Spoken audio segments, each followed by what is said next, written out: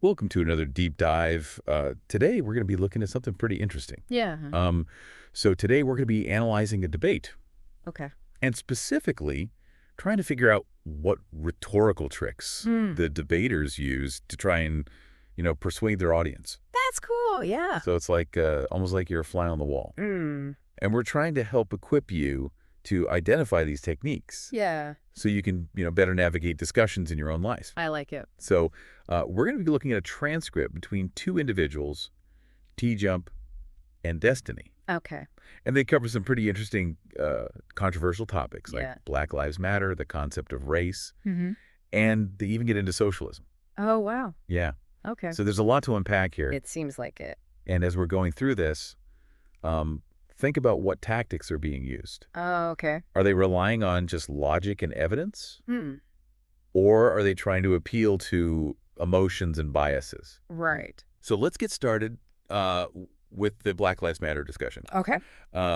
Almost immediately, T-Jump uses the straw man argument, Okay. which is when you misrepresent your opponent's position to make it easier to attack. Right. He does this by suggesting that the Black Lives Matter movement is saying that only Black Lives matter. Yeah.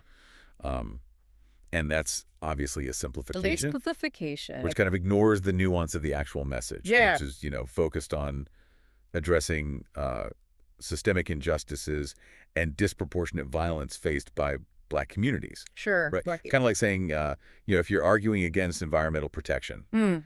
and you say, oh, so you just want everyone to stop breathing air. Right. It's like a ridiculous oversimplification. Right. That misses the point entirely. Yeah, for sure.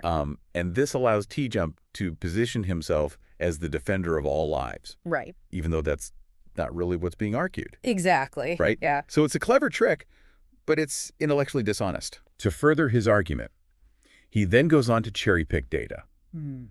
and really focuses solely on police shooting statistics in relation to crime rates. Yep. Okay.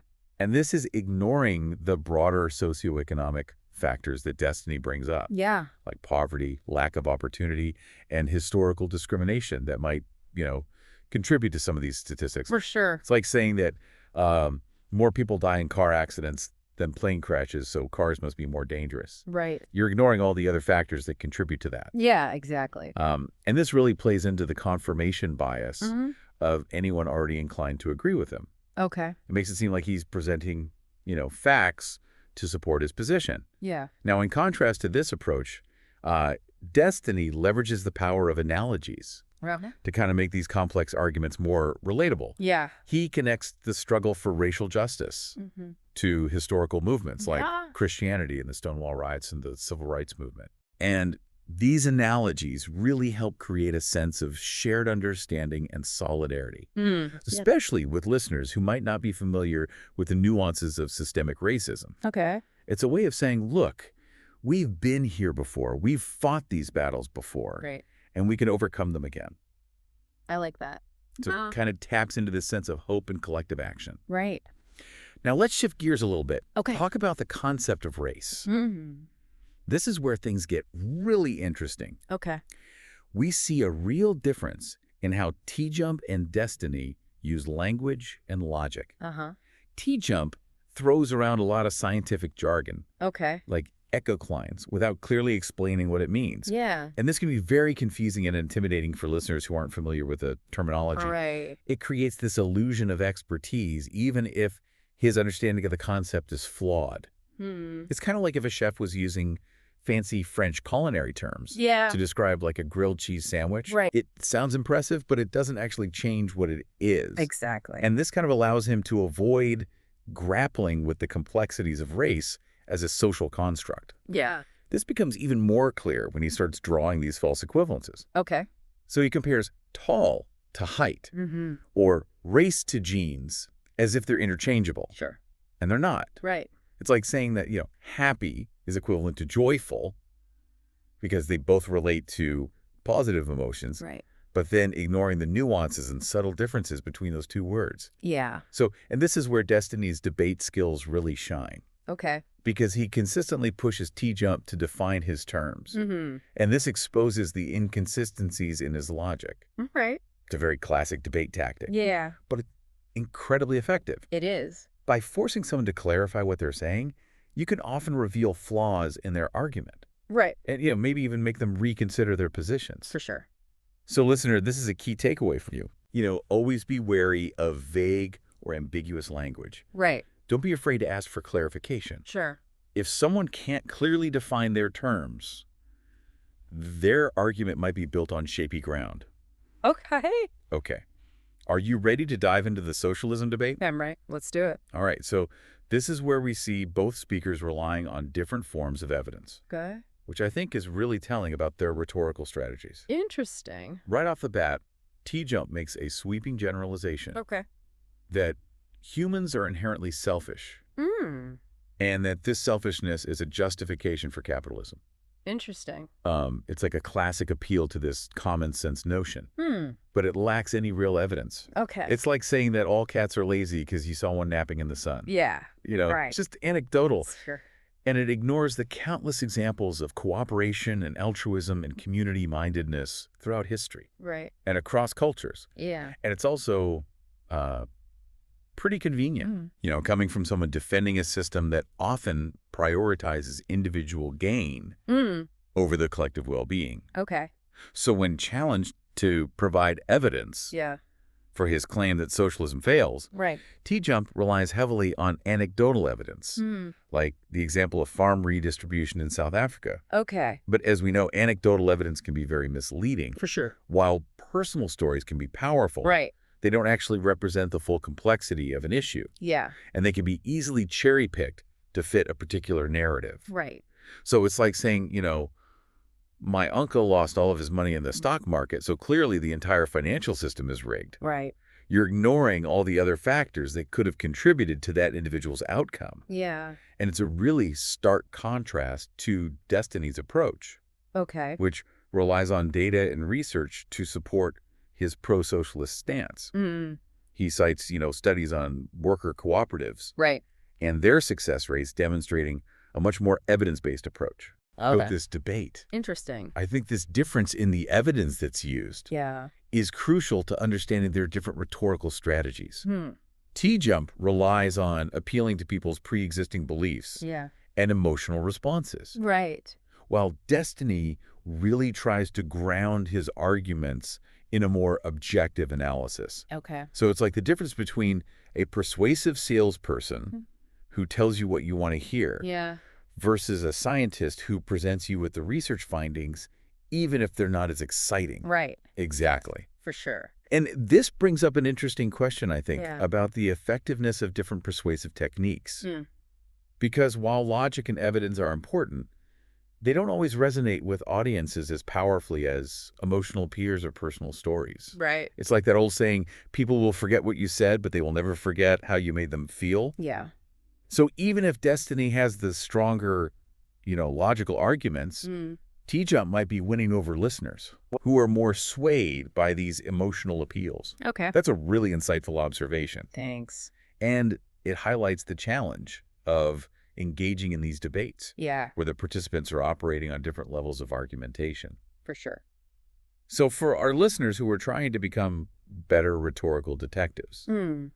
what are some key takeaways from this analysis of this socialism debate? Well, I think the first thing is pay attention to the type of evidence being used. Right. Is it anecdotal? Is it statistical? Or is it based on expert opinion? Okay. And then consider the potential biases of the speaker. Mhm. What are their motivations for arguing a particular point? Right. And then don't be afraid to do your own research to verify the claims that they're making. Mhm. It's like being a fact checker in real time. Right. Yeah. You're not just passively absorbing this information. Yeah. You're actively evaluating its credibility and these potential manipulation tactics. Exactly. Okay, now let's shift gears back to the race discussion and unpack some of the more subtle rhetorical moves that are being made. Hmm. This was the segment where I really started to notice how language can be used Yeah. to frame an issue and subtly influence the listener's perspective. That's interesting. You're spot on. One of the most striking examples is how T-Jump uses the term real Okay. when talking about race. Yeah. He repeatedly insists that race is real because it corresponds to something in our genes. Okay. But as Destiny points out, Uh-huh. that doesn't necessarily make it an objective category. Mm-hmm. Just because something has a biological basis doesn't mean it's fixed or immutable. Right. It's like arguing that gender roles are real because men and women have different hormones. Sure. You're ignoring the vast influence of culture, socialization, and, individual variation. Right. And by framing race as something real and biologically determined, Yeah. T-Jump is subtly reinforcing this idea Mm-hmm. that racial categories are natural and fixed. And that can have some dangerous implications for how we think about equality and justice. Yeah. So it plays into essentialist thinking, Uh-huh. which can be used to justify discrimination and prejudice. Sure. It's like saying that, well, some people are just naturally better at math than others, Yeah. and then using that as an excuse to limit opportunities for certain groups. Right. Right. So it's a slippery slope that we need to be careful about. Mm. And I think Destiny does a good job of challenging this framing Yeah. by pointing out that race, just like tall, is ultimately a socially constructed category. Okay. He's trying to shift the focus from biology to the social and historical forces that have shaped how we understand race. Right. And this is where the debate gets really tricky, Mm-hmm. because T-Jump then tries to use Destiny's own logic against him Mm-hmm. and says, okay, if tall is relative, why can't we decide that race is relative too? Right. So it's a pretty clever rhetorical move It is. that kind of exploits a potential weakness in Destiny's argument. Mm-hmm. He's basically saying, well, if social constructs are fluid and changeable, why can't we just choose to ignore race? Yeah. And that really taps into, I think, a common misconception about social constructs. Yeah. Just because something is socially constructed doesn't mean it's not real or doesn't have consequences. It's like saying, well, money is just a social construct, so I guess I don't have to pay my bills. Yeah. You're ignoring the very real power Right. that social constructs have in shaping our lives and experiences. Totally. This is where I think this debate could have gone a little bit deeper. Mm. It would have been interesting to hear Destiny address this tension, Yeah. between acknowledging the social construction of race while also recognizing the impact that racism has Right. on and people's that- lives. Yeah. So that would have required a much more nuanced discussion Sure. about the relationship between social constructs and material reality, Right. which might have been beyond the scope of this debate. Yeah, it might have been. But it's something for our listeners to ponder. Mm. How do we reconcile the fluidity of social categories Right. with the very real consequences Uh. that they have in the world? That's a good question. So we've covered a lot here, We have. analyzing these rhetorical tricks Yeah. used in this debate. Mm. But before we wrap up, Yeah. I want to touch on one more key element of persuasive communication, Okay. which is emotional intelligence. All right. Because it's not just about identifying these logical fallacies Yeah. or rhetorical devices being used, Right. but understanding the emotional undercurrents of the conversation Mm. and how those are influencing the participants Yeah. and the audience. Right. And I think this is where T-Jump might have an advantage, Okay. because throughout this debate, he very effectively taps into these emotional appeals, Mm. especially when discussing socialism. Mm-hmm. He paints a picture of economic ruin, societal chaos, and individual powerlessness, Yeah. which plays on people's fears and anxieties Yeah. about change and uncertainty. It makes sense. So it's a classic scare tactic, Yeah. but it can be very effective, It can be. especially in times of economic hardship or political instability. Yeah. So it raises the question of whether Destiny's more logic-driven approach Yay. is sufficient to counter these very powerful emotional appeals. Yeah, that's a good question. Could he have strengthened his arguments Mm. by acknowledging those fears and anxieties, Mm. maybe even empathizing with them, Yeah. while still presenting the counter evidence? That's the million-dollar question. Right. And it gets to the heart of what makes for effective communication. Right. Is it about appealing to logic and reason? Right. Or is it about connecting with people on an emotional level? Mm. Or maybe a combination of both, Probably. right? And that's something for our listeners to consider Yeah, as they analyze arguments and craft their own persuasive messages. for sure. So we just finished talking about how T-Jump uses this really emotionally charged rhetoric to, talk about socialism. Yeah. And we were wondering if Destiny maybe could have done something similar, Right. like without resorting to fear tactics, Hmm. or manipulative language, Right. but also addressing those fears and anxieties that Right. people have about, things like socialism, Mm. and still presenting this compelling argument Right. for its potential benefits. So it's like a tightrope walk, almost. Yeah, it is. You have to be careful not to fall into those traps, Right. but also recognize that those emotions are really powerful. Yeah. And they drive a lot of people's beliefs Right, exactly. and actions. So it's like trying to have like a rational conversation with someone who's terrified of spiders.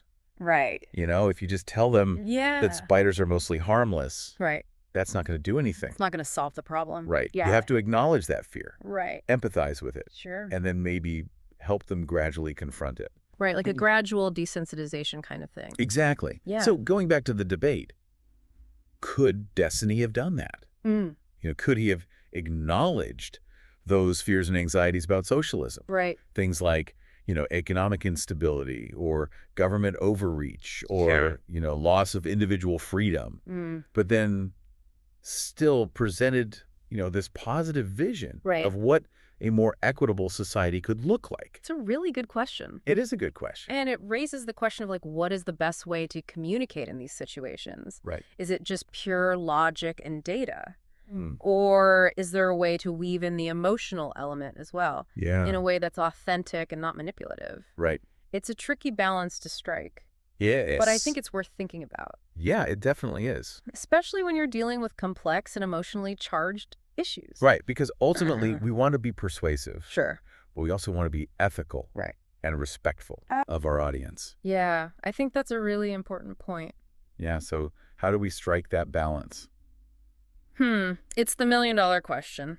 It is. And I think the answer is going to vary depending on the context, Right. the audience, and the specific issue that you're discussing. Right. But it's something that we should all be thinking about Absolutely. as we, you know, engage in these conversations Right, sure. and try to, you know, persuade others Yeah. to, you know, see our point of view. And it's not just about persuading others. It's also about understanding ourselves Mm. and how we're being persuaded. Right. Being aware of our own biases Exactly. and, you know, the emotional triggers Yeah. that might be influencing our thinking. I think that's a really important point. Yeah. So this deep dive hasn't just been about analyzing a debate, Yeah. but also about becoming more aware of how we communicate Right. and how we can do it more effectively For sure. and ethically. So as we kind of wrap up this deep dive into rhetorical tricks, you know, it feels like we've not just analyzed a debate, but, you know, kind of gotten a masterclass in persuasive communication. Yeah, definitely. And it's a skill set that's valuable, like no matter what you're doing, like if you're debating on a stage or discussing with friends or even just consuming media critically. Right, because these techniques are everywhere, like in advertising and politics and even, you know, just everyday conversations. People are constantly trying to persuade us, often without us even realizing it.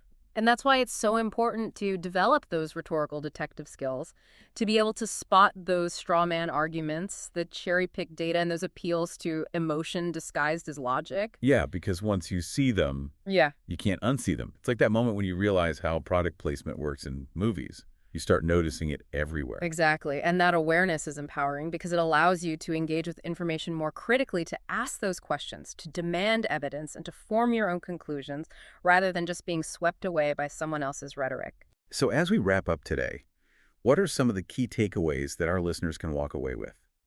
You know, what are the most important lessons we've learned from dissecting this debate? Well, I think one of the biggest takeaways is the importance of understanding that difference between logic and emotion in persuasive communication. You know, while logic and evidence are crucial for building a strong argument, they don't always resonate with audiences as powerfully as emotional appeals. Right. It's like the difference between reading a scientific study versus watching like a tear-jerking documentary. You know, both can be informative, but they engage different parts of our brains. Exactly. And effective communicators really understand how to balance those two elements, using logic to build a solid foundation and emotion to connect with their audience on a deeper level. Another key takeaway, I think, is the importance of being aware of your own biases. Yeah. We all have preconceived notions and beliefs that can influence how we interpret information, even when we think we're being objective. Right. That's why it's so important to constantly challenge your own assumptions, to be open to different perspectives, and to be willing to change your mind when presented with new evidence. Yeah, it's about cultivating that intellectual humility, recognizing that we don't have all the answers and there's always more to learn. Absolutely. And that brings us back to that final question that we posed about Destiny's approach. Could he have countered T-Jump more effectively, not just by relying on logic and data, but also by addressing those underlying emotional appeals that were being made? It's a tricky balance to strike, right? Yeah. You don't want to stoop to the level of using fear tactics or manipulative language. But at the same time, you need to recognize that people's emotions are a very powerful driver of their beliefs and actions. Yeah, it's like trying to have a rational conversation with someone who's deathly afraid of spiders. Right. Simply telling them that spiders are mostly harmless isn't going to address their underlying fear. Yeah. You need to acknowledge that fear, empathize with it, and maybe even help them gradually confront it. So in the context of this debate, Uh, could Destiny have acknowledged those anxieties that people have about socialism, fears of economic instability or government overreach or loss of individual freedom, while still presenting, that compelling case for its potential benefits? that would have required a much more nuanced and sophisticated approach to communication, one that recognizes that complex interplay of logic, emotion, and personal values. And that's a skill that's worth developing, not just for winning debates, but for having more productive and meaningful conversations in all aspects of our lives. So, dear listener, as you go forth and engage in this world of ideas and arguments, remember to keep those rhetorical detective skills sharp. Pay attention to the language being used, the evidence being presented, and the emotional undercurrents at play. And most importantly, don't be afraid to ask questions, challenge assumptions, and think for yourself. The world needs more critical thinkers, more discerning consumers of information, and more people who are willing to engage in respectful and thoughtful dialogue, even on the most contentious topics. That's a great point to end on. Thanks for joining us on this deep dive. Stay curious, stay engaged, and keep those minds sharp.